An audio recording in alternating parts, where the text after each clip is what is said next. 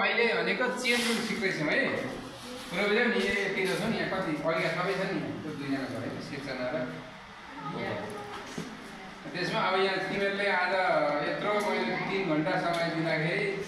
मजाले सिक्न खोजेको थियो थुप्रै कुरा सिकिन्थ्यो अब अलिक जान्नेहरू सिक्न सक्थ्यो अब छुट्टी हुने बेला भयो अब चेन रुलको अलिकति हेर यो भिडियो पनि किन बनाइदिएको भन्दा पढाइ भएछ आज भन्ने देखाइदियो है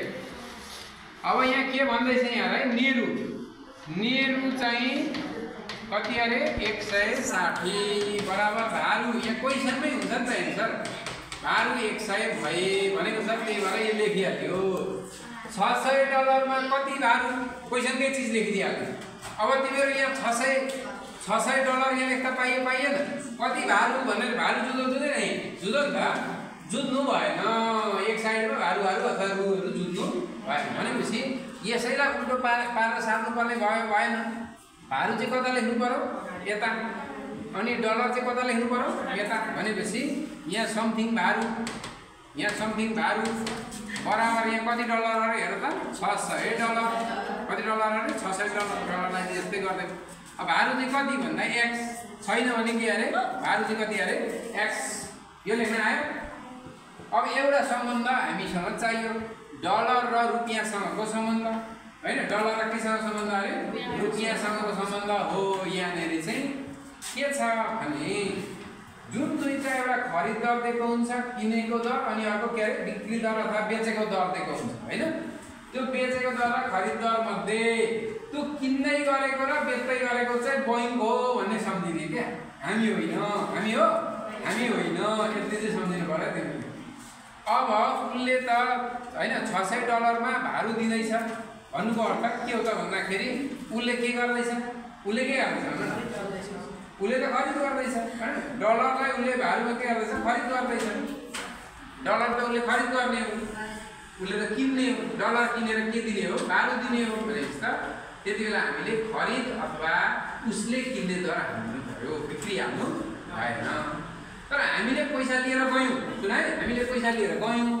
उसले हामीलाई डलर दिने हो लु भने त्यतिबेला उसले के गर्दै हुन्छ भन न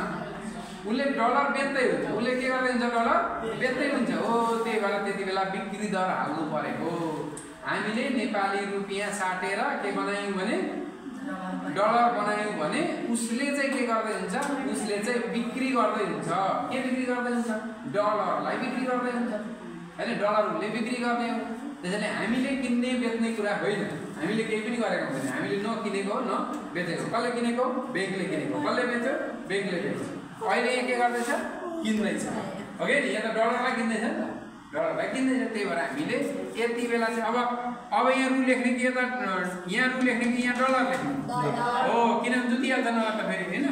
अब डलर 1 बराबर यहाँ कति रुपियाँ चाहिँ उसको चाहिँ बिक्री दर भनेर त लु बताउ त उसको बिक्री अरे खरिद उसले त किन्दैछ हैन उसको किन्ने दर कति अरे 103.72 अब यहाँ चेन रुलमा ध्यान दिने कुरो भने यति हो जुझ्नु भएन नेहरू भारू डलर हैन भारू डलर रु त्यति जुझेन भने चेन रुल फिनिस बिक्री दर र खरिद दरमा कोही कन्फ्लिक्ट छ हैन ल अब त तिमीले के गर्ने हो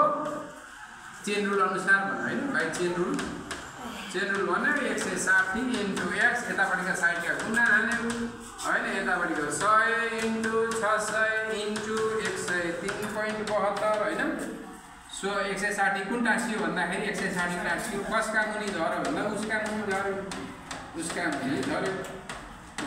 झर्यो भन्यो अनि 160 झर्यो x = के त कति आयो